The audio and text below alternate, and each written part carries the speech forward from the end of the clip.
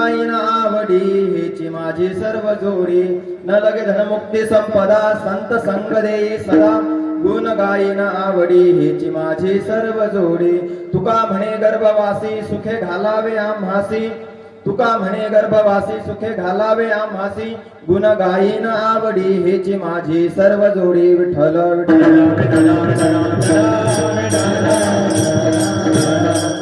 महायोग पीठे तटे भीमरथ्यां वरं पुंडरीकाय दातुं मुनीन्द्रैः समागत्य तिष्ठं तमानन्दकन्दं परब्रह्मलिङ्गं भजे पांडुरंगा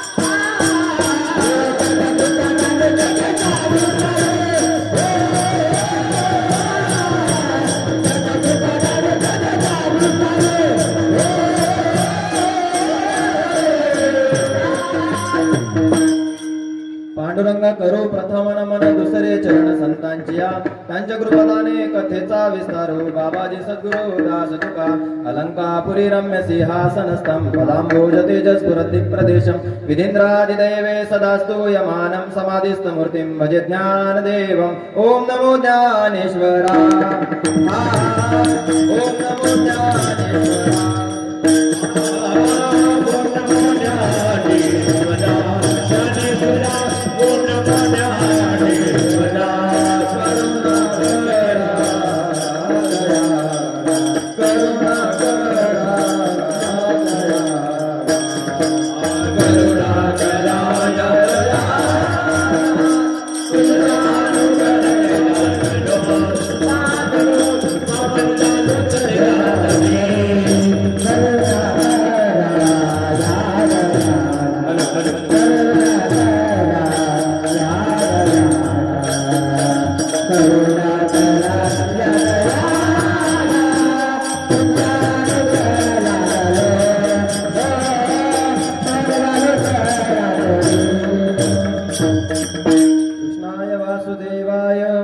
कृष्णाय वासुदेवाय हरे परमात्मने प्रणतक्लेशनाशाय गोविन्दाय नमो नमः। जय जय श्री राधा रमण जय जय नवल किशोर जय गोपी चित चोर प्रभु जय जय माखन चोर। हे चिदान देगा देवा तुझा विसर न भावा गुण गायीन आवडी हेची माझी सर्व जोडी विठ्ठल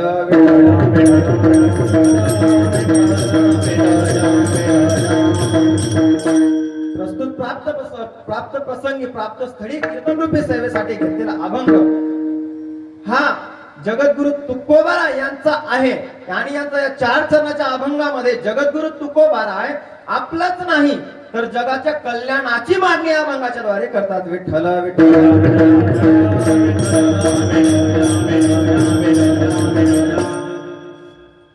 कीर्तनाला सुरुवात करण्यापूर्वी थोडासा परिहार द्यायचा तो असा की आपलं श्रीराम मंदिर 21वा वर्धापन सोहळा आपण इथे साजरा करतो आहे आपला हा जो सप्ताह आहे हा 3 दिवसीय असतो आणि 3 दिवसामध्ये पहिल्या दिवसाची सेवा तुम्ही हरिभक्त परायण शिवकुमारी तेजश्रीताई शिंपे पारधी जामनेरकर यांचं तुम्ही ऐकलं. दुसऱ्या दिवसाची ही जी सेवा होती ही खरं तर आमच्याच जवळचे असणारे हरिभक्त परायण आपले दीपक महाराज रेलकर यांची होती, पण काही कारणामुळे ते येथे येऊ शकले नाही. आणि योगायोग माझा पण असा की नेमकं म्हणजे मी गावामध्ये कीर्तन करायला आलोच नव्हतो. मी गावामध्ये फक्त याकरिता आलो होतो की जे आमचे परम सखा आहेत, नात्याने ते माझे काका आहेत, परम सखा मला असे म्हटले की चला आपल्या बहिणीकडे आज कीर्तन आहे, आपल्याला फक्त कीर्तन श्रवण करण्यासाठी जायचं आहे. आणि त्या निमित्ताने मी आलो होतो. मात्र योगायोग काहीतरी भगवंताच्या मनात असेल, आले देवाजीच्या मनात येथे कोणाचे चालेल. आता भगवंताच्याच मनात होतं की येथे कीर्तन सेवा माझी व्हावी आणि या अनुषंगाने ही कीर्तन सेवा मी पार पाडतो. ही दुसऱ्या दिवसाची म्हणजे मागे पण आपला तिसरा दिवस असतोच महाराज. 3 दिवसाचा कार्यक्रम आपण करतो, त्यामध्ये पहिल्या दिवसाची सेवा तुम्ही नामपर ऐकली असेल. दुसऱ्या दिवसाची सेवा आता शेवट जर म्हटलं तर मागणी परत जागरचं कीर्तन असतं, ते मागणी परत असतं. आणि तिसऱ्या दिवसाचे कीर्तन म्हणजे महाप्रसाद काला. हे आपण कीर्तनाचं निरूपण पाहिलं. दुसऱ्या दिवसाची सेवा ही रेलकरांची होती, काही योगाने ती माझ्यावर आली असो. आणि उद्याची जी सेवा आहे ती हरिभक्त परायण चंद्रकांत महाराज अथरेकर यांची आर्थिकर त्यांची आहे.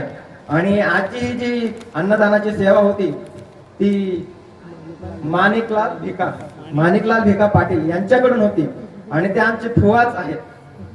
म्हणजे आजची जी कीर्तनाची सेवा होती ही त्यांच्याकडे आहे असं आम्हाला माहिती होतं. आणि ते कीर्तन ऐकण्यासाठी फक्त आम्ही ऐकण्यासाठी येणार होतो. सुरुवातीला मला जर कोणी पॅन्ट शर्ट पाहिलं असेल महाराज तर पोट गोंधळून गेले असतील लोक की शर्ट पॅन्टवर महाराज आणि ते पण गावात पहिल्यांदाच बघतोय. मी बापू काकांना मगाशी बोललो की काय होतं, कुठेतरी जर आपण गेलो ना तर सर्वात आधी आपला गणवेश सांगतो की आपली क्रिया काय आहे.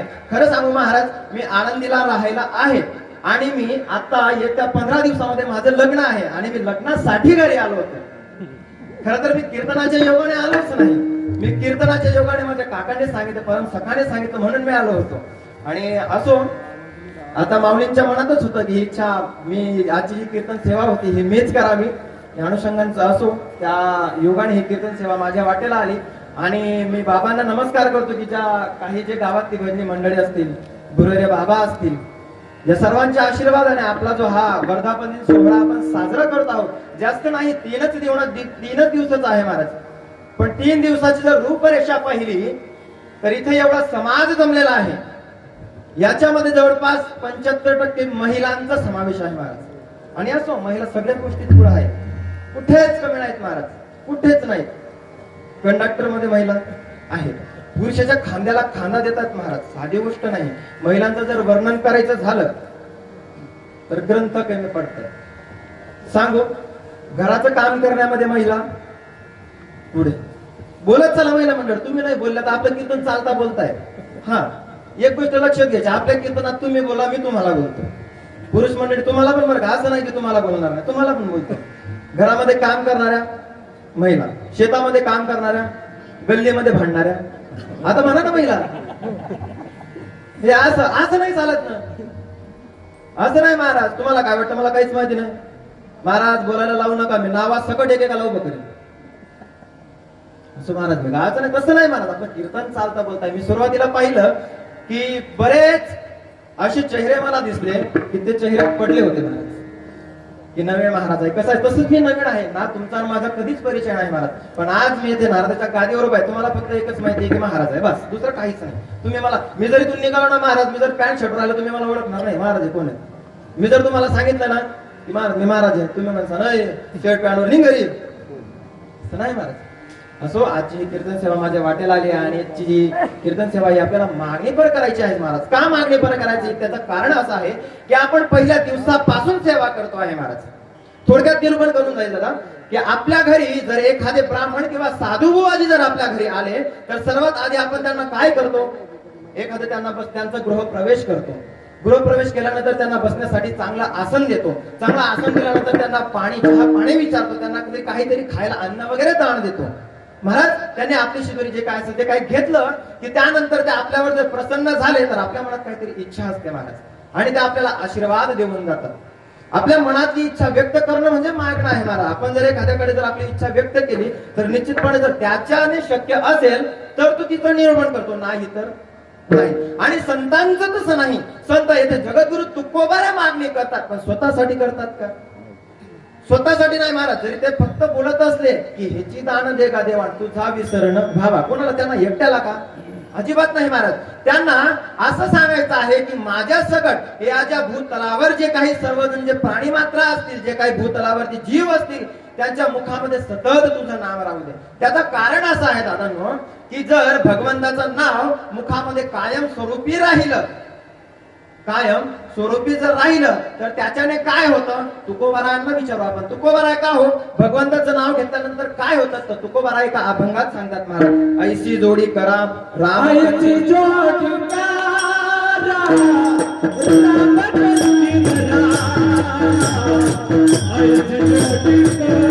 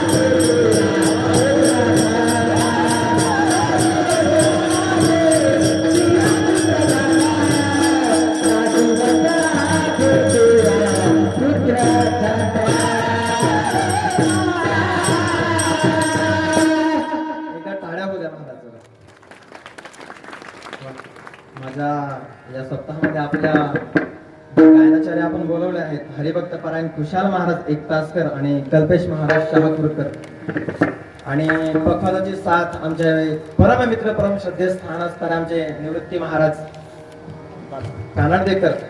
आमचा जुना परिचय आहे. पण महाराज खरं सांगायचं जर झालं ना, तर ही मंडळी कीर्तनात नसली की ऐका कीर्तनाला यावं वाटत नाही का? कारण हा खेळ एकट्याचा कधीच नाही महाराज. गायनाला जर गायनाचार्य जर तसे त्या पद्धतीचे असले तर कीर्तनकारालाही वाटतं की आपण कीर्तन करावं. अरे खरं तर महाराज कीर्तनामध्ये कोणाची स्तुती ही आणि ते म्हणजे कोणाची स्तुती ही मान्यच नाही महाराज. का? अनेकांची स्तुती आम्हा ब्रह्महत्या. खरं तर कोणाची स्थिती येते अवगतच नाही. परंतु काय करावं, महाराजांचं गायन एवढं सुंदर, महाराजांचा पखवाज एवढा सुंदर की स्तुती केल्याशिवाय जीव राहत नाही. आणि केली पाहिजे महाराज. काय केली पाहिजे? कारण कार्यक्रमामध्ये याच्या पुढे जर तुम्ही पाहिलं तर गावोबाची जी मंडळी आहे आता जवळपास 60 वर्षाच्या वरचे, म्हणजे माझ्या मागे उभी असलेली सगळी भजनी मंडळी, यांच्या नंतर भजनी मंडळी नाहीत. त्याचं कारण असं आहे महाराज की जी जुनी खोडा आहेत ना, ही नवीन पिलं कधीच तयार होत नाही. कधी बघा महाराज, तुमच्याकडे केळीच्या बागा जास्त असतात. माफ करा, थोडं जड वाटेल बोललेलं, पण ही सध्याची रियालिटी आहे. थोडं जड वाटेल. आपण जर आपल्या शेतामध्ये जर केळीचं खोड लावलं ना महाराज, जर 2 खेळ एका जागी, जर जुनं खोड तिथे असलं तर दुसऱ्या खोडाला वाढायला टाइम लागतो महाराज. कधी बघा तुम्ही नवीन खोड पुरा ते लगेच उगत, जुनं खोड नाही उगत दुसऱ्याला महाराज. कदाचित माझं बोलणं खरंच जड वाटेल, पण दादांनो ही रियालिटी आहे. आणि माझ्या गावामध्ये तुम्हाला सांगतो की जवळपास माझ्या पंचकृषीमध्ये माझं असं एक गाव आहे, मला स्वाभिमान आहे की माझं असं एक गाव आहे की त्या गावात 2 सप्ते होतात. आणि पंचकृषीतील जे श्रोतावर्ग असतील ते माझ्या गावाला येतात. मला आमच्या गावामध्ये आम्ही कीर्तनकार बोलवतो. आम्ही महाराज नाही बोलत. कोण बोलवतो? तर कीर्तनकार बोलवतो. कीर्तनकार नाही बोलवत महाराज.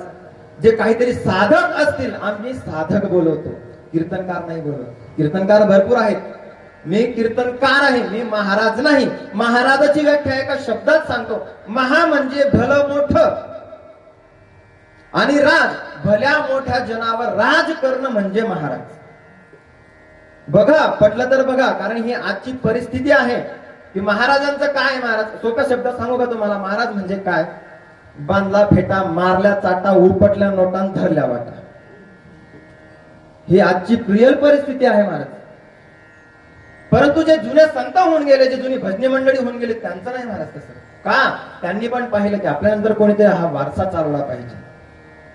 आणि संत ही त्यासाठीच मागणी करतात. जगद्गुरु तुकोबारांची मागणी साधी नाही बरं. ते भगवंताचं नाम सततच कायमस्वरूपी मुखात का मागतात? महाराजांनी प्रमाण दिलं, ऐशी जोडी करा राम काठी धरा, तेने चुके फेरा गर्भवासा. बरं, तुकाराम महाराजांना आपण अजून विचार पाहू महाराज, अजून दुसरा काय फायदा होतो? कारण काय आहे महाराज, जोपर्यंत आपल्याला काम कोणीतरी सांगितलं आणि त्याचा आपल्याला फायदा होणार की नाही हे जोपर्यंत आपल्याला कळत नाही, आपण ते काम करायला तयार होत खुशाल नाही म्हणता माझ्या तोंडावर. म्हणजे तुम्हालाही मान्य आहे की तुम्हाला फायदा कळल्याशिवाय तुम्ही करत विठ्ठल विठ्ठल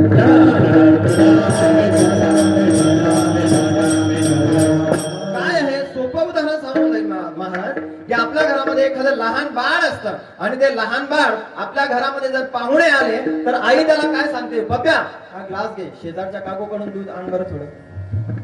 ते कधीच जात नाही महाराज ते कार्ट, ते सरळ सांगतं दूध आणतो, काय भेटील. अहो त्याला त्याच्या हिताचं कळतं, मग आपल्याला का नाही कळत? मला सांगा, किती महिला आहेत की ज्यांचा हरिपाठ पाठ आहे, किती पुरुष आहेत की ज्यांचा हरिपाठ पाठ आहे? प्रामाणिकपणाने बोटवरती करा, तुम्हाला इथे कोणी फासावर चढवणार नाही. 1 2 3 4 5 महिला आहेत. आता पुरुष मंडळी सध्या तुम्ही मागेच आहेत, बाबा आहेत सध्या तरी तुम्ही मागेच आहेत पुरुष मंडळी. का? सगळ्याच गोष्टींमध्ये त्यांनी सिद्ध केलंय की ते सगळ्यात पुढे आहेत. महाराज या अभंगातून जगद्गुरु तुकोबाराय स्वतःसाठी नाही तर या जनांसाठी ते मागणी मागतात. आणि मागणी मागताना एवढंच नाही, लोकांनी त्यांनाही विचारलं की का हो तुकोबाराय, तुम्हाला पहिला फायदा जर झाला तर अजून दुसरा फायदा तरी कोणता? तेव्हा तुकाराम महाराज सांगतात की नामसंकीर्तन साधन पै आणि जडतील पापे जन्मोजन्मीचं तुमचं पाप जडतं फक्त कशाने? नामस्मरण केल्याने. महाराज नामस्मरणाची तुम्हाला ताकद सांगून जाईल की नामस्मरणाने या जगात कोण कोण तरलं. ध्रुव बाळ नामस्मरणाने तरला. महाराज तुम्हाला जर काहीतरी करायचं असेल तर तुमची शिकवण तशी झाली पाहिजे, घरामध्ये आई वडिलांचे संस्कार तसे पाहिजे. ध्रुव बाळ बघितला महाराज तर राक्षसी वृत्तीमध्ये, म्हणजे त्याचे जे वडील ते राक्षसी वृत्तीचे नाही, मात्र मती त्यांची जी एक पत्नी होती तिच्या सांगण्यावरून त्यांनी ध्रुव बाळाला आपल्या मांडीवरून खाली उतरवलं होतं. आणि ध्रुव बाळ आपल्या आईकडे, सुनीती नावाच्या आईकडे गेलं आणि सुनीतीला म्हणू लागलं, का ग आई, बाबा आपले नाहीत का? तेव्हा सुनीती सांगू लागली, हो बाळा बाबा आपलेच आहेत. का ग आई, हे राज्य आपलं नाही का? आई सांगू लागली, हो बाळा राज्यही आपलंच आहे. मग मी माझ्या बाबांच्या मांडीवर बसतो, यात माझं काय चुकलं? महाराज जेव्हा आईने हा शब्द ऐकला की माझं काय चुकलं, तेव्हा आई म्हणू लागली, बाळा काहीच नाही, पण झालं तरी का? महाराज 6 वर्षाचा ध्रुव बाळ आपल्या आईला सांगू लागला की माझा जो बंधू, जो सावत्र बंधू होता तो वडिलांच्या मांडीवरती बसला होता आणि माझीही तिथे बसण्याची इच्छा निर्माण झाली आणि मी बाबांच्या मांडीवर बसलो, परंतु जी आई आली, जी दुसरी आई आली, आई तिने मला हात पकडून बाबांच्या मांडीवरून खाली फेकून दिलं. महाराज 6 वर्षाचं बालक, त्याच्या मनावर किती वेदना झाल्या असतील. मात्र मी बोलून गेलो दादांनो की आपल्यावर संस्कार ही तसेच झाले पाहिजे. कसे? सांगून जाईन दादांनो. जेव्हा ध्रुव बाळाला आईकडे आला आणि आईला काही घटना त्याने सांगितली, तेव्हा आई त्याला सांगतात, अरे की जी गोष्ट नाशिवंत आहे तू त्या गोष्टीची अपेक्षा करतोस तरी कशाला? जी गोष्ट या जगातून जाणार आहे त्या गोष्टीची तू अपेक्षा करतो तरी कशाला? का? तुम्ही आपण कायमस्वरूपीसाठी आलो आहोत का? कधीच नाही. हे सृष्टीचा नियम आहे महाराज. पुनरुपी मरणम पुनरुपी जन्म. प्रत्येक जो आला आहे त्याला जायचंच आहे. कोणीच नाही.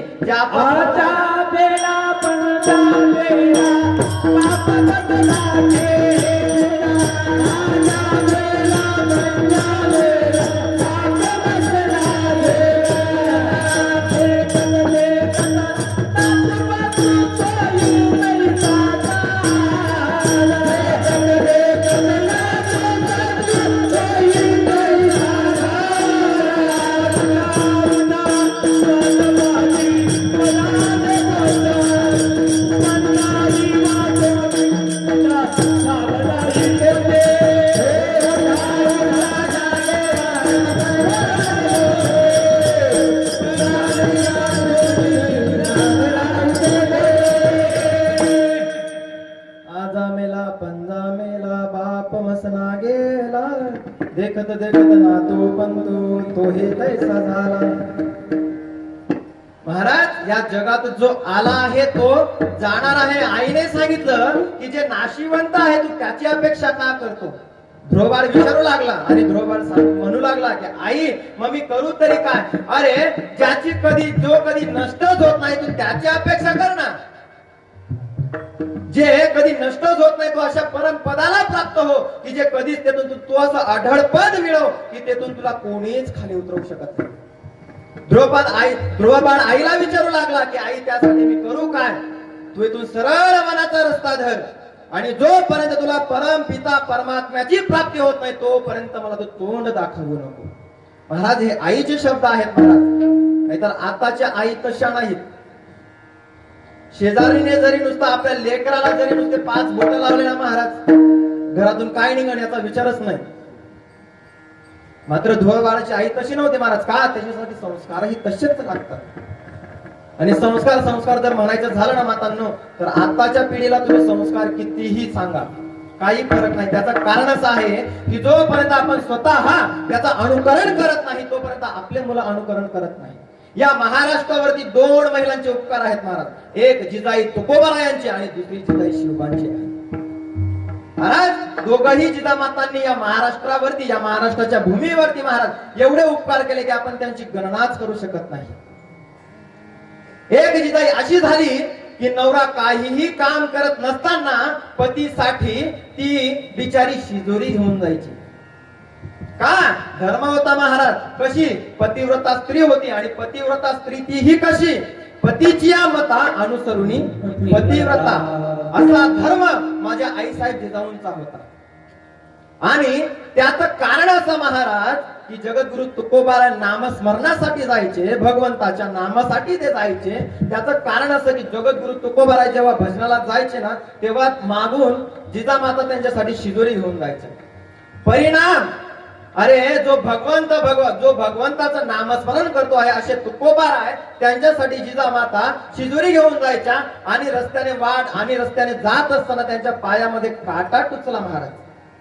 हो काय भक्ती असे तुकोबारायांची की जी जिजामाता भगवंताला आयुष्यभर शिव्या देत राहिली त्या जिजामातेच्या पायातला काटा भगवंताने काढावा. काय भक्ती असेल आणि काढावा यात नवल नाही. तर तो काटा काढला आपल्या जिभेची थुंकी तिथे लावली आणि परत तोच हात आपल्या तोंडात घातला. ही नामस्मरणाची शक्ती आहे महाराज. तुकोबारायाने संसारातल्या गोष्टी कधीच मागितल्या नाही. तुकोबारायाने असं साधन मागितलं की ज्या योगे त्यांचा एकट्याचाच नाही तर समस्त जनाचा कल्याण होईल अशी तुकोबाराय मागणी करतात अभंगाच्या पहिल्या चरणात.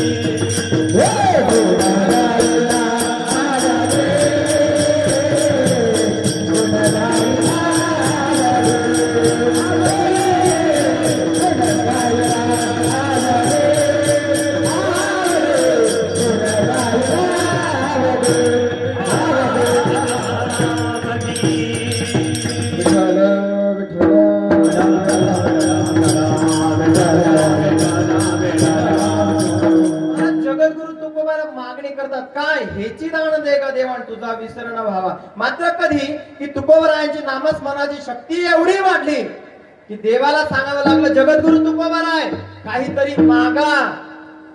तुम्ही जे पुण्य करता याचा भार माझ्या डोक्यावर होतोय तो कमी करण्यासाठी तुम्ही काहीतरी मागा. परंतु जगद्गुरु तुकोबराय सांगतात की देवा आमच्या वडिलांनी काही मागितलं नाही मग आम्ही तरी कस काय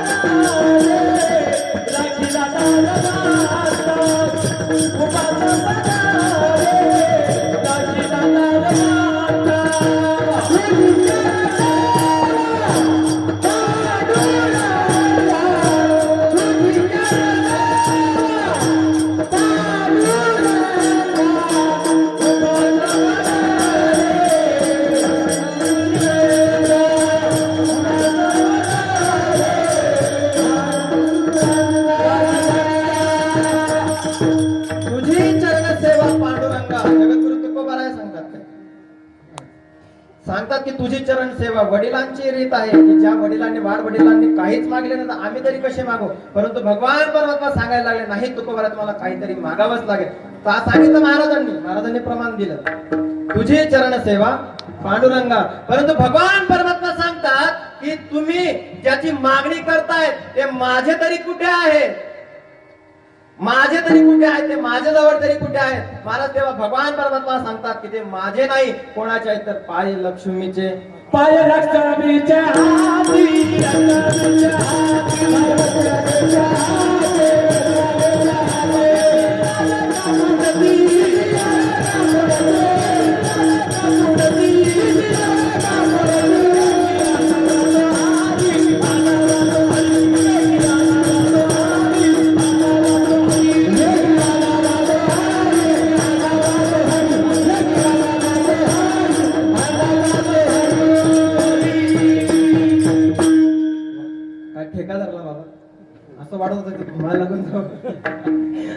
कारण महाराज साथ तशी असली ना गायनाची साथ अशी असली पाहिजे की कीर्तनकाराला वाटलं पाहिजे की आपण कीर्तन करतोय आणि तुम्हालाही नाराजी नाही झाली पाहिजे. महाराजांनी प्रमाण दिलं पाय लक्ष्मीच्या हाती. भगवान सांगायला लागले की माझे पाय लक्ष्मीच्या हातात आहेत तर मी तुम्हाला कसे देऊ.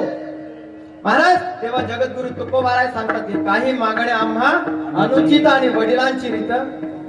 भगवान परमात्मा अजून आपला करून सांगायला लागले की नाही जगद्गुरु तुकोबाराय तुम्ही काहीतरी मागा. तेव्हा जगद्गुरु तुकोबाराय सांगतात की हेची दान देगा देवा तुझा विसरण व्हावा.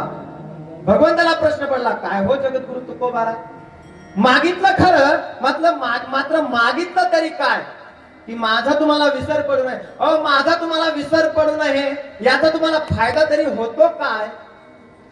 कारण मी आधी सांगून गेलो की जोपर्यंत माणसाला फायदा कळत नाही तोपर्यंत माणूस कुठलीच क्रिया करत नाही. मग तुम्हाला फायदा तरी काय?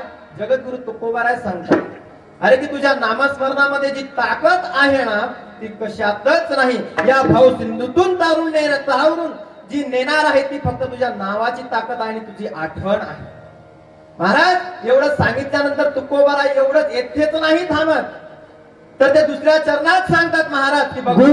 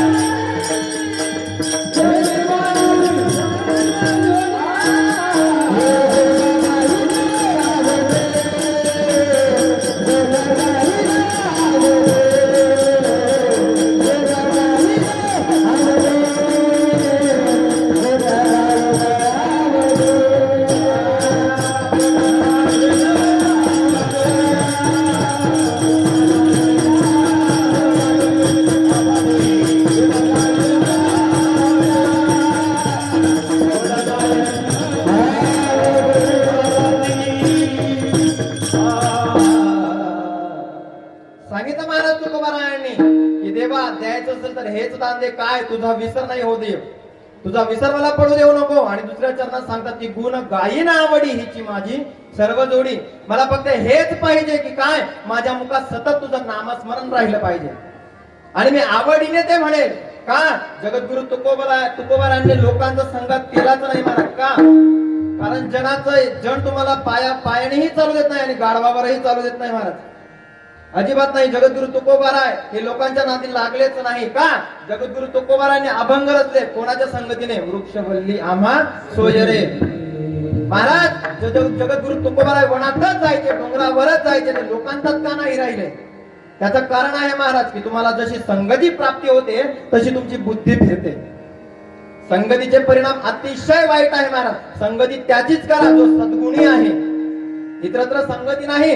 जगद्गुरु तुकोबाराय सांगतात की मी आवडीने तुझं नामस्मरण घेईन. महाराज नामस्मरणाची ताकद सांगून जाईल की जनाबाई सकाळी पहाटे लवकर उठून दळण दळायच्या आणि दळण दळताना जनाबाई ओवी म्हणायच्या, सुंदर माझे जाते ग फिरते बहुते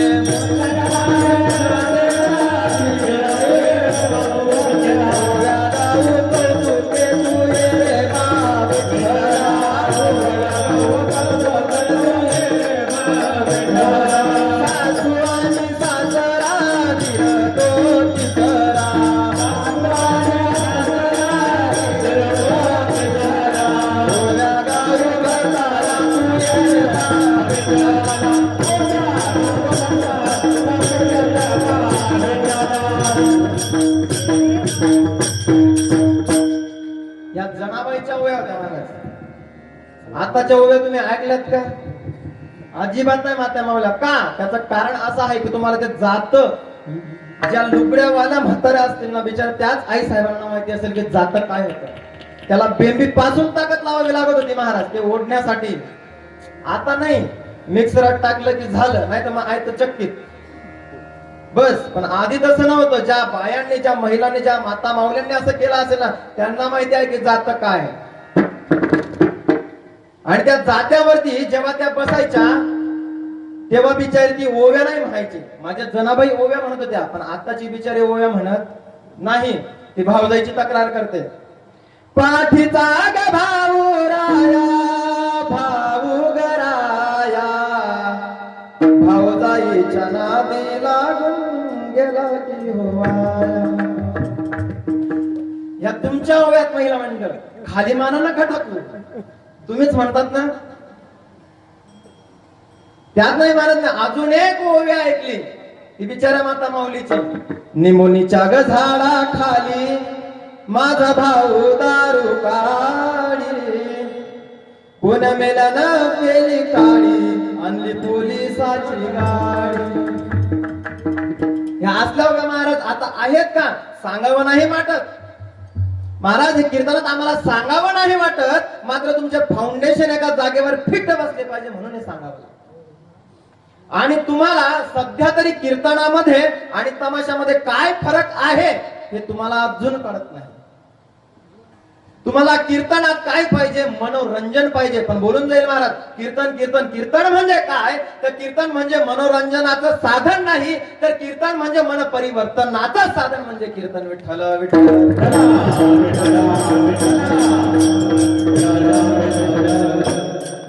अजून सांगून जाईल महाराज की अलीकडे जर आपण पाहिलं तर जी कीर्तनाची स्थिती आहे ही डोलायमान होते आहे. आजची जी कीर्तनाची स्थिती आहे ही डोलायमान होते आहे. आमचे परम श्रद्धेय परम मित्र असणारे हरिभक्त परायण भूषण महाराज धुळेकर असं सांगतात की कीर्तन हे कीर्तन, आजचं जे कीर्तन आहे ते असं होतं की एक तर कीर्तन रडण्याचं तरी साधन होतं किंवा कीर्तन हसण्याचं तरी साधन होतं. मात्र कीर्तन तसं नाही महाराज. कीर्तन म्हणजे काय? तर रडणं आणि हसणं या दोघी स्थितीमध्ये जेव्हा तुम्ही असता तेव्हा तुमची मन स्थिर कशी राहतील यासाठी कीर्तन असतं. कीर्तनात जर तुम्ही हसण्याची अपेक्षा करत असाल तर तुम्ही फक्त कीर्तन ऐकताय, त्यातून तुम्हाला काहीच फायदा नाही. तुम्ही अधोगतीला जाण्याचा मार्ग तुम्ही जर या धर्म मंडपात येता आणि हसण्याची जर अपेक्षा तुम्ही महाराजांकडून करत असतील तर तुम्ही कीर्तनात येण्याचा तुमचा काहीच फायदा नाही महाराज. कीर्तन असतं कशासाठी? तर जो आपला आत्मा आहे तो परमात्म्याशी एकरूप झाला पाहिजे यासाठी कीर्तन असतं. बरं, जगद्गुरु तुकोबाराय नामस्मरणात आणि भगवंताची आठवणच का मागतात? एकच असा उपाय आहे महाराज आणि सर्वात सोपा उपाय तोच आहे. जगद्गुरु तुकोबाराय सांगतात, तुका म्हणे सोपे आहे सर्व होणी, शहाणा तो धनी. सोपं काय आहे? फक्त नामस्मरणात. नाही तर परमार्थ किती कठीण आहे सांगून जाईल महाराज. माऊली ज्ञानोबाराय उच्चार करतात. माऊली ज्ञानोबाराय सांगतात महाराज की पाहे पालो हा चेतने दे, बोतरिया पडती खाणे ते, पोट भरणे की प्राणी शुद्धी म्हणून. जे लोहाचे चणे म्हणजे लोखंडाचे हरभरे जर एखाद्या माणसाच्या तोंडात दात नसतील आणि त्या माणसाला तुम्ही खायला दिले, शक्य आहे का? बरं, ज्याला दात नाही त्याचं सोडा, ज्याला दात आहे त्याने सांगा, आहे का खायला? एवढा परमार्थ कठीण आहे आणि तोच परमार्थ ध्रुव बाळाने सुद्धा केला महाराज. 6 महिन्याची तपश्चर्या केली. त्याचं कारण असं की मागच्या जन्मीचं जे पुण्य होतं ते उदयास आलं होतं, म्हणून फक्त 6 महिन्याच्या तपश्चर्याने भगवंत परमात्म्याची प्राप्ती करून घेतली. आणि प्राप्ती केली तरी कशी महाराज? होत नाही का? काहीच नाही का? ध्रुव बाळाकडे काहीच नव्हतं का महाराज? एवढं ऐश्वर्य होतं की जे ब्रह्मदेवाने दोन सजीव जीवाला घातले, जो जन्माला घातले होते त्यांच्या पोटी हे 5 रत्न आले होते महाराज. 5 रत्नांपैकी एक ध्रुव बाळाचे वडील होते महाराज. मग त्यांच्याकडे धनसंपदा नव्हती का? एवढं असल्यावरही जेव्हा आईने उपदेश केला की वनात जा, तुझं तोंड मला दाखवू नको जोपर्यंत तू भगवंत प्राप्ती करून घेत नाही, ध्रुव बाळाने एकच शब्द लक्षात ठेवला महाराज आणि वनात निघून गेला, तपश्चर्या केली, भगवंताची प्राप्ती केली आणि अटळपद प्राप्त करून घेतलं. जर आपण आज पाहिलं तर चंद्राच्या बाजूला आपल्याला टिमटिमणारा एक तारा दिसतो. तो तारा दुसरं कोणी नाही तर तो ध्रुव बाळ आहे. या बारीक गोष्टी आपल्याला आपल्या संत साहित्यामध्येच बघायला भेटतात. तुम्हाला आतापर्यंत इतिहासामध्ये हे शिकवलं गेलं की ही पृथ्वी निर्माण झाली कशाने? व्होल्कॅनो. जर ते शिकणारी मंडळी असतील तर कळेल की व्होल्कॅनो म्हणजे काय. नाही कळालं? भूकंप होतो तेव्हा ज्वालामुखी बाहेर निघतो महाराज, त्याला व्होल्कॅनो म्हणतात. आणि तो व्होल्कॅनोतून जी निघाला जो ज्वालामुखी होता, तो ज्वालामुखी समुद्रावर स्थिर झाला, त्या पाण्यामध्ये तो थंड झाला आणि त्याच्यामुळे ही पृथ्वी तयार झाली. अजिबात नाही महाराज. हे बदलवण्याचं काम जर कोणी केलं असेल तर सर्वात नालायक सरकार, 15 वर्षामागचं म्हणतोय मी, आताच नाही, 15 वर्षामागचं सरकार. तुम्हाला इतिहासामध्ये याची नोंद सापडते की जो औरंगजेब होता तो धर्मरक्षक होता. कोणी सांगितलं? या इतिहासामध्ये ज्या चुकीच्या नोंदी आहेत महाराज, तुम्ही इतिहास, आपला जो इतिहास आहे ना महाराज, तो एकदा चेक करून बघा, त्याची उलाढाल करून बघा, तुम्हाला सापडेल की काय होतं. त्याचं कारण आहे की माझ्या अभ्यासामध्ये असं एक ठिकाणी वाचण्यात आलं की वीर सावरकर जे काळा पाणीची सजा भोगत होते, त्यांनी जेव्हा शंभू राजांचे चरित्र ते लिहत होते तेव्हा त्यांनी त्या चरित्रामध्ये असं लिहिलं आहे की छत्रपती संभाजीराजे हे वेश्यानादी होते, हे मद्यपान करत होते. मात्र या गोष्टीवर कोणीही संशय नाही घेणार महाराज, अजिबात नाही. कोणी त्या गोष्टीला मान्य करणार नाही. आणि त्या माणसानेही असं का लिहिलं त्याचं कारण आहे महाराज. आपण धर्मवीर, आपण संभाजी महाराजांचा पिक्चर पाहिला असेल, छावा पिक्चर पाहिला असेल की त्याच्यामध्ये सख्या साल्यांनी दगा केला, सख्या साल्यांनी दगा केला महाराज. आणि त्यांचेच पुत्र संभाजीराजे गेल्यानंतर त्यांच्या पुत्रांचा अपमान होऊ नये म्हणून त्यांनी असं चरित्रात लिहून ठेवलं. आणि तेच चरित्र वीर सावरकरांनी वाचलंय आणि त्यांनी तेच लिहून ठेवलंय. मात्र तसं नाही महाराज. आपले जर जे काही राजे वगैरे होऊन गेले त्यांनी परंपरा जपलीच ना. अहो, जगद्गुरु तुकोबारायांचा जर विचार केला का त्यांच्याकडे काही होतं नाही का महाराज? जर पाहिलं तर अर्ध जास्त पुन्हा ही जगद्गुरु तुकोबारायांची प्रॉपर्टी आहे खरं बघायला गेलं तर. पण दान करून टाकली कशासाठी? जगाच्या कल्याणासाठी महाराज. का? जगद्गुरु तुकोबारा बघायचं 3ऱ्या चरणात सांगतात महाराज, नलगे मुक्ती धन संपदा, नलगे मुक्ती धन संपदा,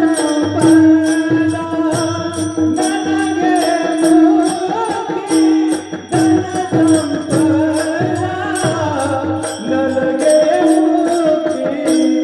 संपदा, नलगे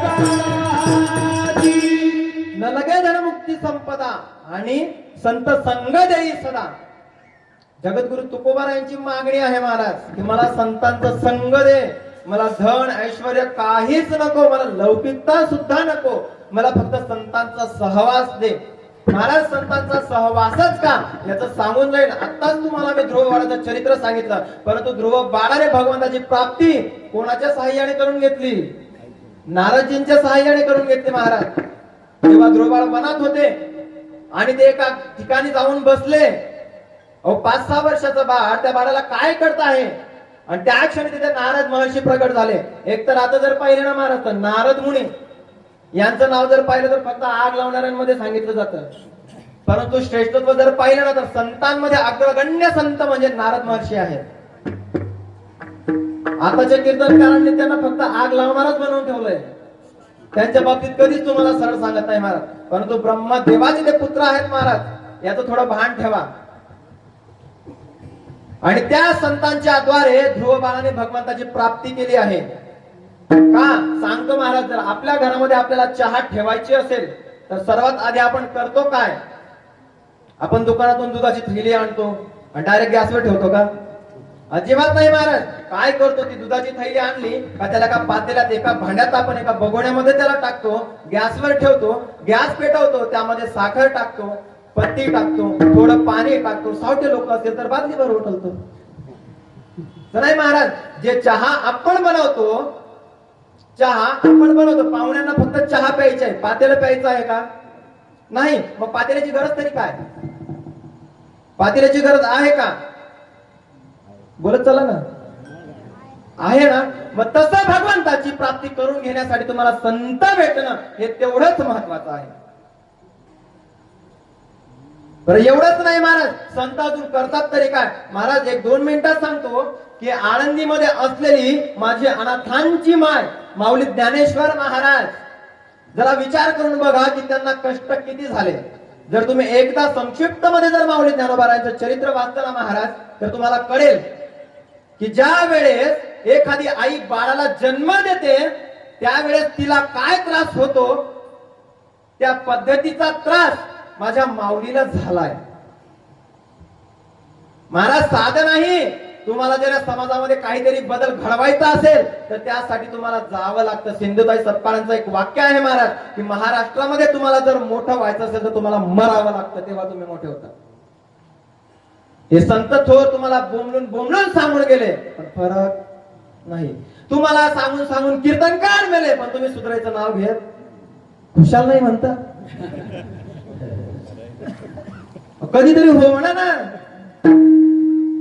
महाराज. असो, बोलण्याच्या ओघामध्ये माणसाच्या तोंडातून काही शब्द बाहेर पडतात, परंतु असं नाही. जगद्गुरु तुकोबाराय सांगतात की मला फक्त संतांचीच संगती दे. महाराज संत काय करतात?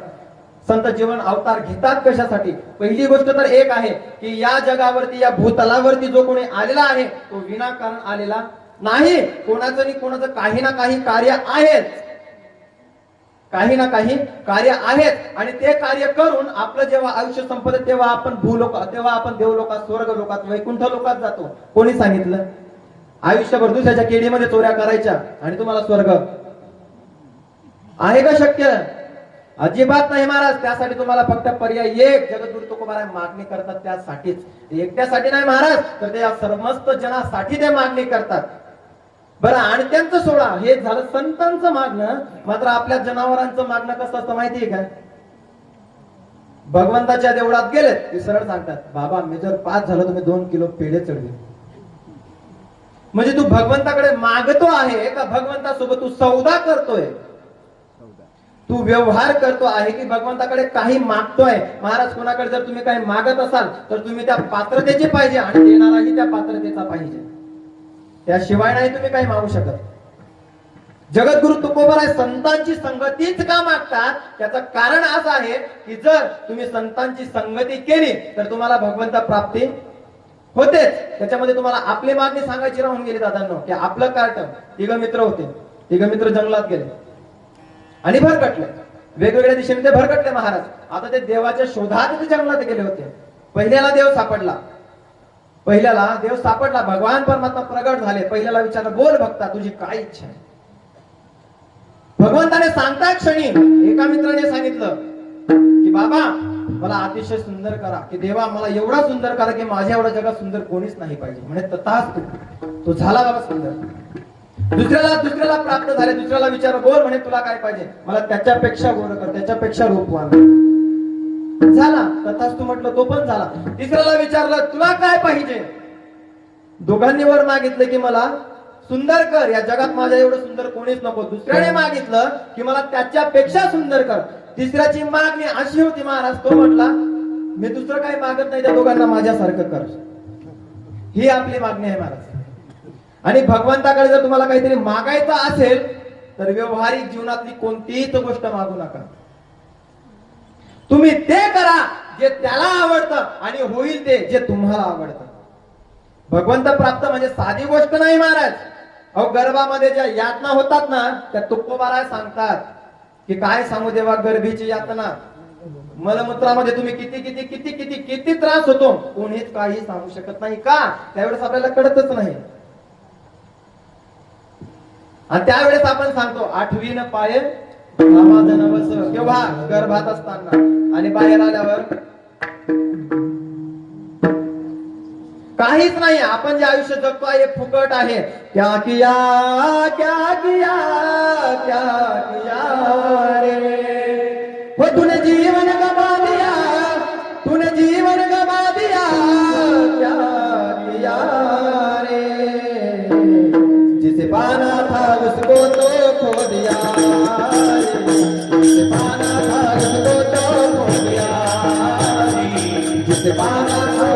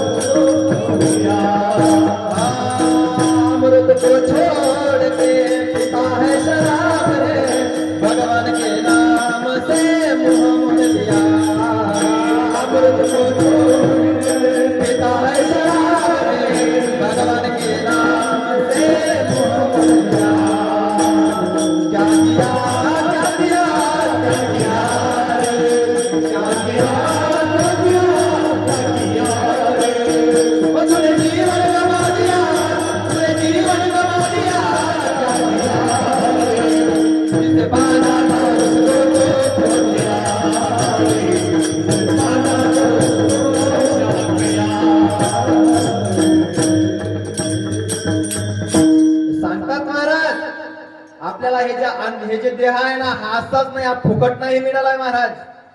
आणि तुम्हाला मनुष्य जन्म भेटतो कधी? जेव्हा तुमच्या 1000 जन्माची पुण्य एकत्र येते तेव्हा तुम्हाला मनुष्य जन्म भेटतो.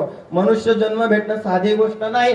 तुम्हाला काय वाटतंय की जे ढोरं वगैरे जन्माचे प्राणी पक्षी जन्माला आले आहेत यांचं आयुष्य अजिबात नाही महाराज. ते त्यांच्या कर्माचं फळ भोगण्यासाठी या भूतलावरती आले आहेत.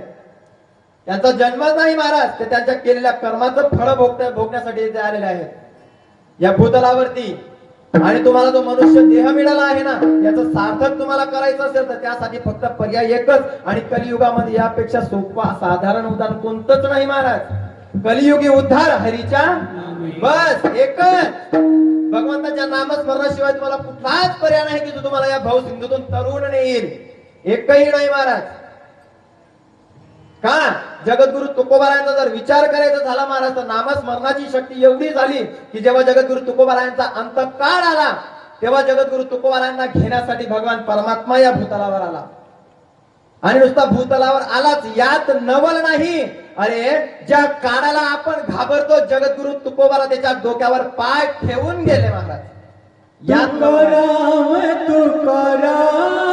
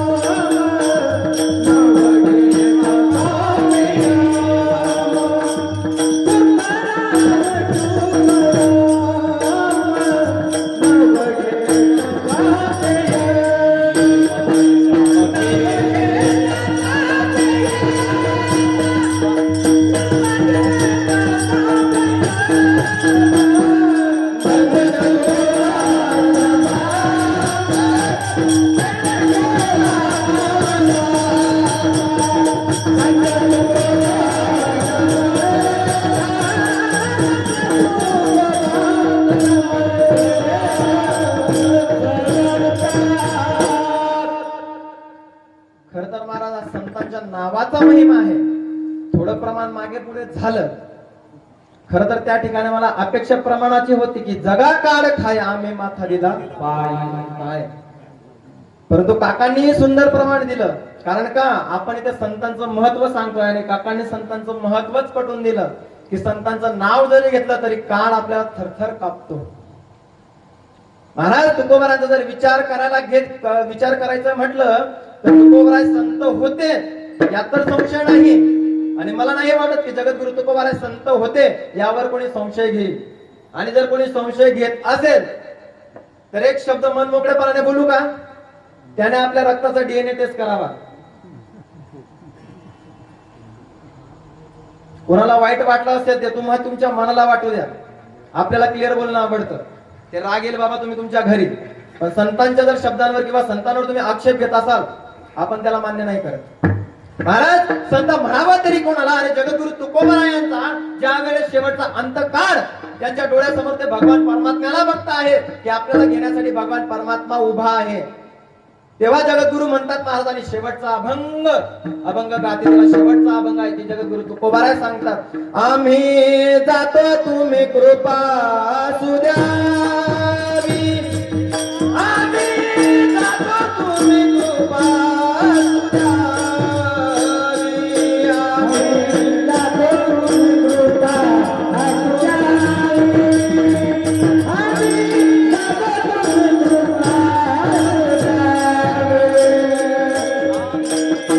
तुम्ही कृपा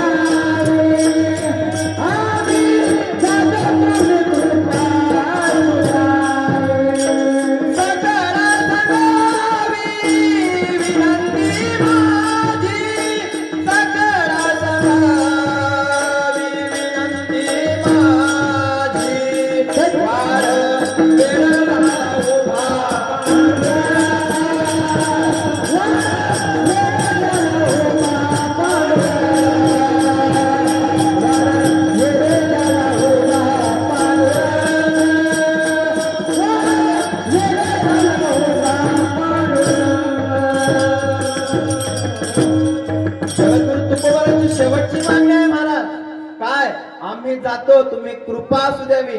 आपण एवढे थोर झालोत का की संतांवर आपण उपकार करावे आणि संतांनी आपल्या समोर हात जोडावे? आपण एवढे श्रेष्ठ आहोत का की संतांनी आपल्या समोर हात जोडावे? महाराज तरी संतांना म्हणावं लागलं. काय कसं म्हणावं लागलं त्याचं कारण सांगतो महाराज. ज्या वेळेस बालकृष्ण हे लीला करायचे ना, जेव्हा खोड्या करायचे तेव्हा आईला सुद्धा नाविलाजाने म्हणावं लागलं, खोड्या नको खोड्या नको खोड्या नको करू माझे बाबा. बाबा होते का? पण म्हणावं लागलं. कसं? एखादा जर मुलगा आपला मुलगा घरात काही गोष्ट ऐकत नसेल तर आपण कंटाळला गट त्याला म्हणतो कर रे काका.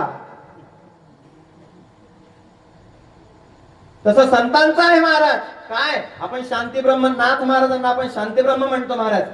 परंतु नाथ महाराजांचा हरिपाठच असा आहे की तो चांगल्याच्या लक्षात येत नाही आणि आलाच तर माणूस सुधारल्याशिवाय राहत नाही. थोडं स्पष्ट बोलू का? महाराज सांगतात की काय माये गेली होती आणि हरी नाही मुखाशी. अजून काय पाहिजे महाराज? आपण ज्यांना शांती ब्रह्म म्हणतो आहे त्या नाथ महाराजांच्या तोंडातून असे शब्द निघणं योग्य आहे का? मग तुम्ही अशा संतांना शांती ब्रह्म म्हणा? महाराज म्हणावं लागेल का? ताकद आहे तेवढी तुम्हाला म्हणावं लागेल. शांती ब्रह्म म्हणावं लागेल का? त्याचं कारण आहे महाराज की ते शब्द त्या माणसासाठी आहेत जे भगवंताचे नाव घेत नाही. आणि एवढंच नाही, पुढे महाराज सांगतात की जिव्हा नव्हे काळ सर्प आहे. तुमची जी जीभ आहे ना ती भगवंताचं नाव जर घेत नसेल तर ती जीभ नाही, तो काळ सर्प आहे. तुम्हाला अधोगतीला नेण्याचा तो मार्ग तयार करतोय. हे झाली नाथ महाराजांची भाषा. जगद्गुरु तुकोबाराय सांगून गेलेत महाराज की आम्ही जातो तुम्ही कृपा असू द्यावी. म्हणजे काय? आपण एवढे मोठे आहोत की कृपा असू द्यावी. जगद्गुरु तुकोबारायांनी आपल्याला म्हणावं आपण एवढे श्रेष्ठ आहोत का? याच्याकरिता नाही सांगितलं महाराज. कारण का? संत अवतारच त्यासाठी घेतात महाराज की या जगाचं कल्याण व्हावं यासाठी. आणि संत संत संत ओळखायचे तरी कसे? कारण का? संतांमध्ये आणि देवामध्ये भेद नाही. देवते संत, देवते संत, निमित्त त्या बस. आणि तुम्हाला जर संत ओळखायचा असेल तर ओळखून घ्या, दया क्षमा ज्याचे अंगी, हे संतांची लक्षणं आहेत महाराज, ही साधूंची लक्षणं आहेत. आणि आपल्याला ते अजिबात आपल्याला काहीच घेणं देणं नाही महाराज. आपण कसं आहे माहितीये का, जन्माला आला हेला पाणी भरता भरता थोडं खरं बोलायचं झालं ना महाराज, तर आपलं हे अल्प आयुष्य आहे. कसं उनी गुची गया. अरे आपल्याला जो मनुष्य देह मिळाला आहे, याचं जर सार्थक काहीतरी करायचं असेल तर त्याचा पर्याय एकच, फक्त भगवंताचं नामस्मरण. या कलियुगामध्ये तुम्हाला दुसरा पर्यायच नाही. बरं मग याने उद्धरलं तरी कोण? मी ध्रुव बाळाचं चरित्र तुम्हाला सांगितलं. बरं ध्रुवचरला असं आहे का? असं आहे का? भगवंताच्या नामस्मरणाने कित्येक जीव तरुण गेले महाराज. मला रामायणातला एक प्रसंग आठवतो बाबा, की शांतीब्रह्म नाथ महाराज आपल्या नाथ रामायणात लिहितात. एवढ्या बाराईकीमध्ये ते रामायण लिहिलं गेलं आहे की ज्या वेळेस प्रभू रामचंद्रांचे दूत म्हणजे हनुमंतराय ज्या वेळेस लंकेला गेले असताना त्यांनी सीताई साहेबांकडे पाहिलं. सीताई साहेब अतिशय दुःखद अवस्थेमध्ये बसल्या होत्या आणि ते परत आले. आणि हा प्रसंग जेव्हा नाथ महाराज लिहित होते तेव्हा नाथ महाराजांनी लिहिताना असं लिहिलं की ज्या वेळेस त्या वनामध्ये हनुमंतराय गेले तेव्हा तिथली जी फुलं होती ती पांढऱ्या शुभ्र रंगाची होती. आणि असा अजिबात विचार करू नका, जिथे कुठे कथा चालू असते ना महाराज, तिथे हनुमंतराय विराजमान असतातच, यात तुम्ही संशय घेऊ नका. नाथ महाराजांनी जेव्हा असं लिहिलं की तिथली जी फुलं होती ही फुलं पांढऱ्या शुभ्र रंगाची होती, हनुमंतराय उठून उभे राहिले. म्हणजे नाथ महाराज तुम्हाला लाज नाही वाटत का? असे चुकीचं तुम्ही कसं काय लिहित आहे? म्हणजे त्या वनामध्ये तुम्ही गेले होते की मी गेलो होतो? म्हणजे महाराज तुम्ही गेले होते. हनुमंतरायाला नाथ महाराज सांगू लागले तुम्ही गेले होते. मग तिथे जी फुलं होती ना ती लाल रंगाची होती. म्हणे नाही, ती पांढऱ्याच रंगाची होती. संतांमध्ये आणि भक्तांमध्ये महाराज विवाद छिडला. म्हणजे मग याचं निवारण करणार तरी कोण? म्हणजे चला प्रभू रामचंद्रांकडे गेले. प्रभू रामचंद्रांनी सांगितलं की तिथे जी फुलं होती ती पांढरी शुभ्र रंगाचीच होती. हनुमंतराय विचार करू लागले, प्रभू रामचंद्र तुम्ही त्या वनातही गेले नाही, तिथे मी गेलो होतो. सीताई साहेबांना विचारा. सीताई साहेबांना विचारलं तेव्हा सीताई साहेबांनी ते सांगितलं की तिथली जी फुलं होती ती पांढऱ्या रंगाची होती. मग तेव्हा हनुमंतराय विचारू लागले की नाथ महाराज मी डोळ्यांनी पाहिलं, तुम्ही नाही पाहिलं तरीही तुम्ही सांगतात की ते पांढऱ्या रंगाची होती. मी माझ्या डोळ्यांनी पाहिली की ते लाल रंगाची होती. तेव्हा नाथ महाराज उत्तर देतात की हनुमंतराय तुम्ही तिथे गेले, तुम्ही सीताई साहेबांना पाहिलं, सीताई साहेबांना तुम्ही दुःखावस्थेत पाहिलं, तेव्हा तुमचे डोळे लाल बुंद झाले आणि तुमचे डोळे लाल बुंद झाल्या कारणामुळे तुम्हाला ती पांढरी शुभ्र असलेली फुलं तुम्हाला लाल रंगाची दिसू लागली. एवढ्या बारकाईने ते रामायण आहे. बरं त्याचा एक प्रसंग आहे महाराज की ज्या वेळेस प्रभू रामचंद्र वनाला निघाले त्यावेळेस जे अयोध्यावासी होते ते सुद्धा प्रभू रामचंद्रांच्या मागे निघाले. आणि प्रभू रामचंद्रांच्या मागे निघत असताना प्रभू रामचंद्रांनी पाहिलं आणि प्रभू रामचंद्र त्यांना सांगतात की तुम्ही माझ्या मागे येतात तरी का? अरे मला अनेक अडथळे येणार आहेत, मला मोठी मोठी जंगलं पार करावी लागणार आहेत आणि त्यात मी तुम्हाला कसं तरी नेऊ, मी तुम्हाला कसं काय घेऊन जाऊ? वनवास फक्त माझा एकट्याचा आहे, तुमचा थोडी ना आहे. तेव्हा महाराज जे अयोध्येचे वासी होते ना त्यांच्या तोंडातून एक वाक्य बाहेर पडलं, श्री रामा तुझी संगती आम्ही पाहो ब्रह्मप्राप्ती, वनवास तो बापुडा किती आम्हा भय नाही निश्चिती. अरे जर आमच्या सोबत परमपिता परमात्मा आहे, प्रभू रामचंद्र तू श्रेष्ठ आहे, तुझ्या जर सोबत आम्ही आलो तर आम्ही ब्रह्माची प्राप्ती निश्चित करू यात संशय नाही. आणि तुझ्या सोबत आम्ही आहोत, मग आम्हाला वनवास तरी वाटेल कसा? एवढं बारकाईने रामायण आहे महाराज. हे संत साहित्य. आणि आता असं झालंय की जे 2-4 पुस्तकं वाचणारी मंडळी आहेत ना महाराज, यांना अजिबात देवाशी धर्माशी काही घेणं देणं नाही. अरे पण तुम्ही कमीत कमी ज्या हिंदू धर्मामध्ये तुम्ही जन्माला आला आहात या धर्माचं तरी थोडं भान ठेवा. अरे ज्या माझ्या संभाजी राजाने तुमच्या माथ्यावर हा टिळा टिकावा म्हणून त्यांनी आपल्या शरीराचे 42 तुकडे होऊ दिले, याचंही तुम्हाला भान नाही महाराज. सोप्या आणि साध्या शब्दामध्ये एक वाक्य थोडा जड अंत करून बोलून जाईल की ज्याच्या माथ्यावरती टिळा नसतो ना त्याला हिंदू म्हणून घेण्याचा काहीच अधिकार नाही. आणि तुमच्या माथ्यावर जर खरंच टिळा नसेल ना तर अजून सांगून जाईल की तुम्ही खरंच रक्ताचा डीएनए टेस्ट करा. कारण का? अरे आपण वैष्णव आहोत ना, आपण हिंदू धर्मामध्ये जन्माला आलो का? हिंदू धर्मात जन्माला आलो, त्यात भारत देशात जन्माला आलो महाराज. का? आपण ज्या कुळात जन्माला आलो ते कुळ सुद्धा हिंदू आहे. मग आपल्याला आपल्या धर्माचा स्वाभिमान नसेल तरी काय? कारण का सांगतात महाराज, पवित्र ते कूड पावन तो आणि जेथे हरीचे दास. आपण अशा भूमीवर जन्म घेतो की जिथे हरीचे दास होऊन गेले. मग आपण कोण आहेत?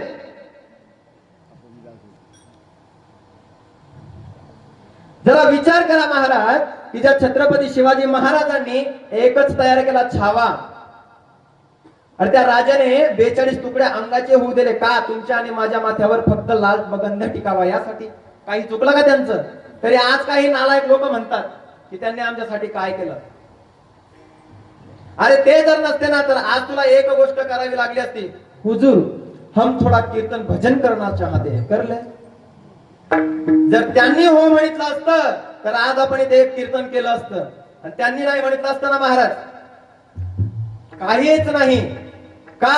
त्यावेळेस राज्य इतिहास होता. आपल्याला इतिहासामध्ये हेच शिकवलं गेलं महाराज की ताजमहल मुमताज महल साठी बांधलं गेलंय. पण खरी जर स्थिती पाहिली ना महाराज, तर ते ताजमहल मुमताज महल साठीच बांधलं गेलाय. पण ते मुमताज महल होती तरी कोण? होती तरी कोण? ती शहाजहानचीच मुलगी होती, आणि मुलगी सोबत लग्न करणार. अशा तुम्ही दुसऱ्या धर्मामध्ये जातात का महाराज? अजूनही बोलून जाईल, स्पष्ट वाक्य बोलून जाईल. आपल्या हिंदू धर्मामध्ये 33 कोटी, म्हणजे कोटी म्हणजे तुम्ही संख्येने नका म्हणा, 33 कोटी म्हणजे 33 प्रकार असतात महाराज. 33 प्रकारचे देवी देवता असताना जर तुम्हाला दुसऱ्या कोणत्या मजारवरती डोकं टेकण्याची पाळी येत असेल तर अजून तुम्ही रक्ताचा DNA टेस्ट करा. माफ करा, माझं थोडं बोलणं जड पडेल, पण ही आजची परिस्थिती आहे. आणि राजकारणी लोकांनी याचा महाराज धुवाधार असा उडवला आहे की एक ती म्हणते की तुमचे संत रेडा बोलवतात. माझं तिला सांगणं आहे की बाई, तुझ्यासारखी म्हसळ इथं टरटर बोलते, त्याचं कारण आज माझ्या माऊली ज्ञानोबा राय आहे. तुझ्यापेक्षा तो रेडा बरा, तुझ्यासारख्या म्हशीपेक्षा तो रेडा बरा, की त्याने कमीत कमी वेदाची श्रुती तरी त्याच्यात मुखातून निघाली. आणि तो झाला महाराज काय? महाराज रेड्याचं सुद्धा महाराज रेड्याचं माझ्या माऊली ज्ञानोबा रायांनी रेड्याचा सुद्धा उद्धार केला. मला जेवढंच नाही, अनेक मंदिरांना आपण पाहतो की अनेक मंदिरांना खांबा आहेत, परंतु आज जर तुम्ही नेवासाला गेला तर खांबासाठी मंदिर आहे. हे माझ्या माऊलीचे ख्याती आहे. अजून काय सांगायचं तुम्हाला संतांबद्दल? संत साहित्य वाचण्यासाठी आपल्याकडे वेळच नाही दादा. एकदा संत साहित्य उघडून बघा. जेव्हा एखादी स्त्री गर्भवती असते ना दादा, तेव्हा माझी तुम्हाला हातपाय जोडून विनंती आहे, फेट्या सगळ्यात मी तुमच्या पायावर दंडवत करतो, त्या माता माऊलीला ज्ञानेश्वरीचं आणि गाथेचं पारायण करायला लावा. का? या हिंदू धर्मामध्ये या गोष्टीची गरज आहे महाराज. जगद्गुरु तुकोबाराय हेच सांगून गेले. काय? तुम्ही धर्माशी निगडीत राहा. आपल्याला आदर्श शिकवलं गेलाय महाराज. आपला हिंदूचा जर विचार केला ना तर हिंसेपासून दूर राहणारा म्हणजे हिंदू, असं नाहीये. ज्या वेळेस आपल्या धर्मावर काहीतरी घात होतो त्यावेळेस तुम्ही जाग झालं पाहिजे. भगवान श्रीकृष्ण सुद्धा सांगतात मला, यदा यदा ही धर्मस्य ग्लानिर्भवति भारत अभ्युत्थानम अधर्मस्य तदात्मानं सृजाम्यहम्. तुम्ही धर्माने वागा. तुमच्या धर्मावर जर प्रघात होत असेल तर तुम्ही आघात करा, त्यावर करा, तुम्हाला याचा दोष लागत नाही. महाराज जगद्गुरु तुकोबाराय संतांचा संघ मागतात का? सांगून गेलो मी तुम्हाला की संतांचं नाव घेतलं, काकांनी प्रमाण दिलं की संतांचं नाव घेतलं तर यम पण कापतो. आणि एवढंच नाही तर ज्ञान देव म्हणता माया गेली समूळ विलया. तुम्हाला ज्या मायेने घेरलाय, तुम्ही म्हणता ना माझा पुत्र, माझी बायको, अजिबात नाही. धनदार पुत्र जन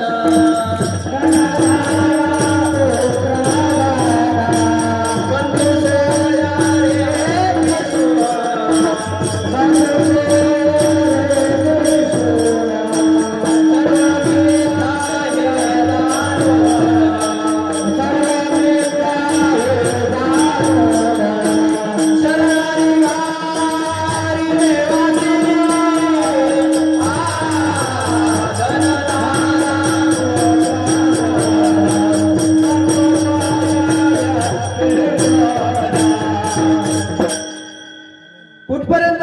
धनदारा पुत्र जन बंधू सोय रे विष्णू. धन कुठपर्यंत? तुम्ही जीवित आहात तोपर्यंत. तुम्ही मेले की तुमची बायको कुठपर्यंत? फक्त दरवाजापर्यंत. तुमचा मुलगा तुम्हाला अग्नी दाग देईपर्यंत.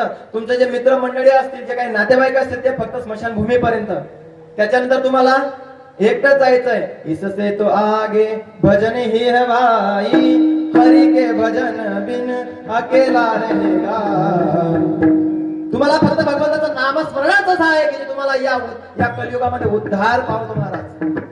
बाकी दुसरं कुठलंच साधन नाही. आणि जगद्गुरु तुकोबराय चौथ्या चरणात सांगतात की तुका म्हणे गर्भवासी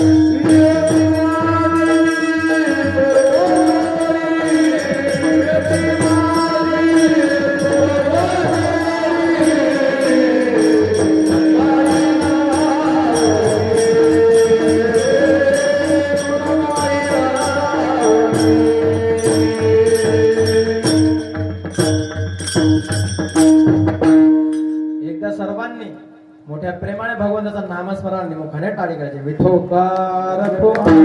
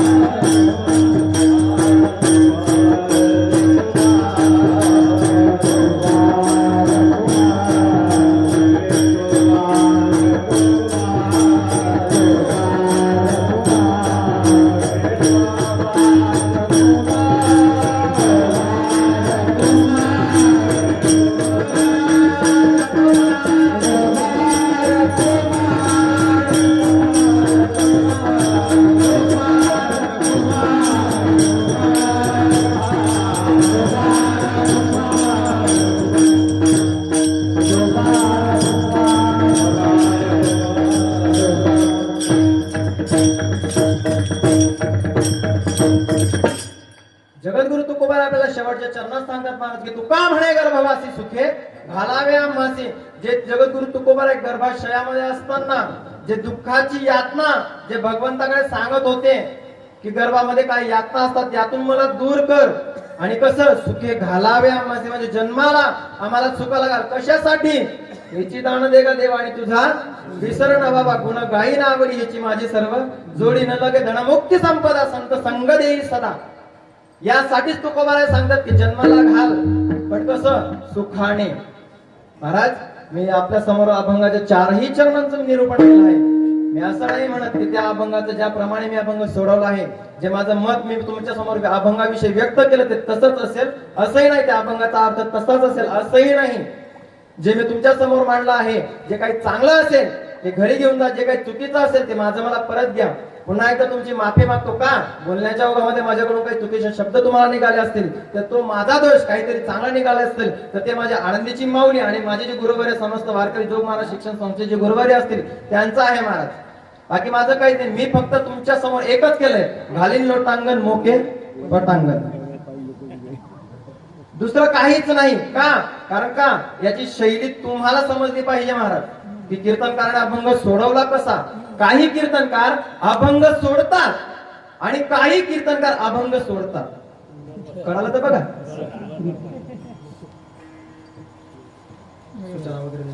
ज्ञानेश्वर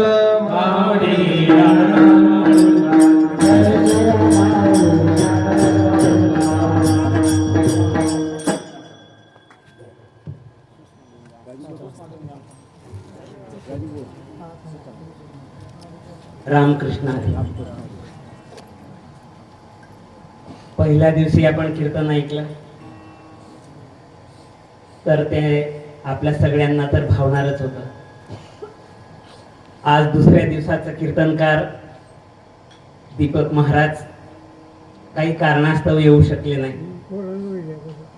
झाला घोड जो व्हायचा तो झाला त्याच्यामुळे ते येऊ शकले नाही. आणि त्या जागेवर भगवंताला काळजी असली पाहिजे असं म्हणायला काही हरकत नाही. आणि त्यांनी अशी जागा भरून काढली की आपण आतापर्यंत राजकारणातले बी बरेच व्याख्यान म्हणा किंवा भाषण ऐकले असतील. एखाद्याने जर दणकेबाज भाषण दिलं तर त्याला बरेचसे लोक काय म्हणतात, मुलूक मैदान तो. आणि त्या प्रकारातले आजचे महाराज भेटले आपल्याला.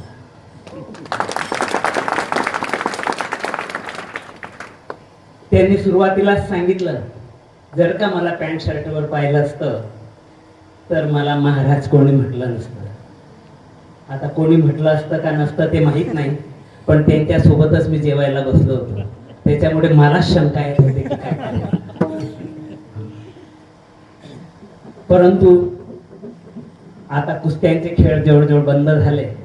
पहिले कुस्त्या खूप व्हायच्या आणि त्या कुस्त्यांमध्ये काही काही टायमाला असे काही काही पैलवान असे दिसायचे की हाव काय कुस्ती मारीन झाला, हाव काय कुस्ती मारीन. परंतु जो मैदानात उतरतो त्याला डाव माहीत राहतो, तोच बुक ठोकतो. आणि ते मात्र आपल्या महाराजांनी आपल्याला करून दाखवलं. हेची दान देगा देवा तुझा विसर न व्हावा. अतिशय समर्पक असं निरूपण त्यांनी केलं. त्यांनी सांगितलं शेवटी की काही महाराज, काही कीर्तनकार अभंग सोडतात आणि काही सोडतात.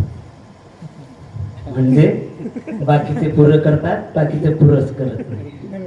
हा, आणि त्यात त्यांनी 4ही चरण अतिशय चांगल्या प्रकारे सोडले. आणि त्याच्यात माझा एक आवडता विषय मी कालच्या दिवशीही सांगितला. हिंदू धर्मावर मला बोललेलं फार आवडतं. त्यांनी सांगितलं की साधू संतांच्या वाणीवर जर का आपण संशय घेत असाल तर आपला DNA टेस्ट करून घ्या, म्हणजे तुम्ही हिंदू आहेत का दुसरे कोणी आहे. आपल्याला त्याची आज खूप मोठी नितांत गरज आहे. मी कालच्या दिवशी सांगितलं की पहलगाम मध्ये आपल्या भारतातच, आपल्या देशातच झालेली घटना, जात नाही विचारली, फक्त धर्म विचारला आणि हिंदू म्हटला की उडवून दिला. अजूनही चोपड्यात पोस्टर लागलेले आहेत, ज्यांनी पाहिले नसतील त्यांनी पाहून घ्या. आणि आता एक विषय बोललेले, जर का छत्रपती शिवाजी संभाजी आले नसते तर हुजूर हमको प्रोग्राम करना है. ती परिस्थिती कदाचित यायला वेळ सुद्धा लागणार नाही जर का जागे राहायला नाही तर. म्हणून सगळ्यांनी हिंदू धर्मासाठी जागा, बाकीचं काही करा तुम्हाला काय करायचं तर, परंतु हिंदू धर्म धोक्यात येतोय आणि त्याच्यासाठी जिथे जिथे जेव्हा जेव्हा जशी गरज पडेल त्यासाठी आपण सतर्क राहण्याचं सगळ्यांनी सहकार्य करा. असो, बोलणं खूप आहे. तुम्ही म्हणाले काय रिकाम चोटला येते ना काही